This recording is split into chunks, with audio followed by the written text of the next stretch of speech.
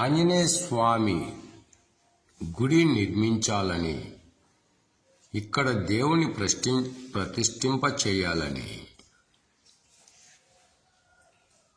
అనుకున్నందుకు గాను ఈ గుడి చుట్టుపక్కల ఉన్న ప్రదేశాన్ని శుభ్రం చేయడానికి ఈ భక్తులు సన్నిద్ధమయ్యారు. ఇక్కడ కూర్చున్నాడే ఒక పెద్ద ఈయన చాలా గొప్ప భక్తుడు. ఈయన ఇక్కడ కూర్చోవడానికి స్థలము లేనందున ఈమెకు ఒక ఆలోచన వచ్చింది.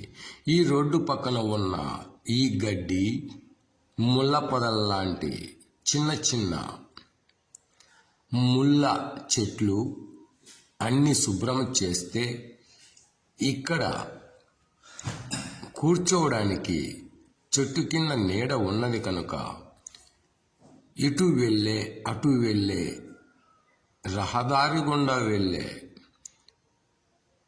వారికి ఇక్కడ నీడలాగా కూర్చోవడానికి ఉపయోగపడుతుందని ఈమెకు వచ్చిన ఆలోచన చాలా గొప్పదని చెప్పుకోవాలి.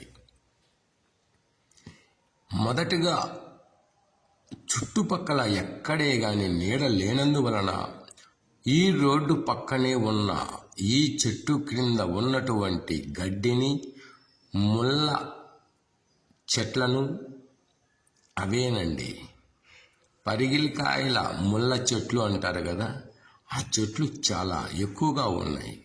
అందుకే ఈమె ఒక కొడివిలి తీసుకొని శుభ్రం చేస్తూ చెట్లను తీసివేయడం జరుగుతున్నది. ఇక్కడ ఇది నేషనల్ హైవే 42.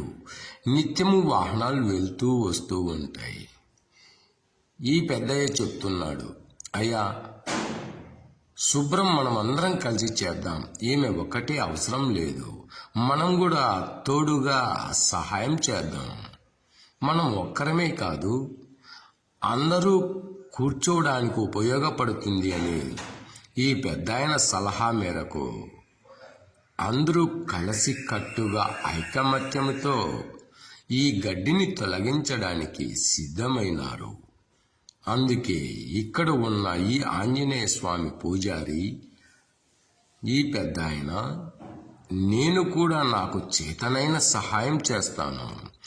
ఇటు అటు వెళ్ళే రహదారులో వెళ్ళే వ్యక్తులకు, ప్రజలకు ఇలా ఈ చెట్టు కింద నీడ ఉంటే ఆ నీడ కింద కొద్దిసేపు సేద తీరి తిరిగి ప్రయాణమై వెళ్తారు కదా, ఇది చాలా పుణ్యమైన పని కదా అని అంటూ అందరూ కలిసికట్టుగా పని చేస్తున్నారు.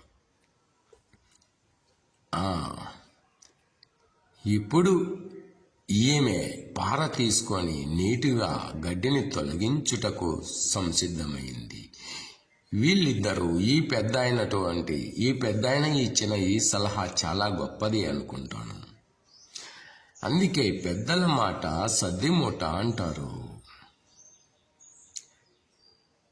ఈ పెద్దాయన ఇచ్చిన సలహా మేరకు ఈ రోడ్డు పక్కనే ఉన్నటువంటి గడ్డిని తొలగించడం జరుగుతున్నది. ఇక్కడ ఈ పెద్దాయన ఎన్నోసార్లు వచ్చాడంట, కూర్చోడానికి స్థలం లేదే, చుట్టుపక్కల నీడ లేదే అని ఆలోచన వచ్చేదంట. వెంటనే ఈ పెద్దాయన సలహా మేరకు ఇక్కడ ఉన్న ఈ ఆంజనేయ స్వామి భక్తులు ఇద్దరూ కలిసి చాలా చక్కగా శుభ్రం చేయడానికి సిద్ధపడ్డారు. ఈ గడ్డిని తొలగించి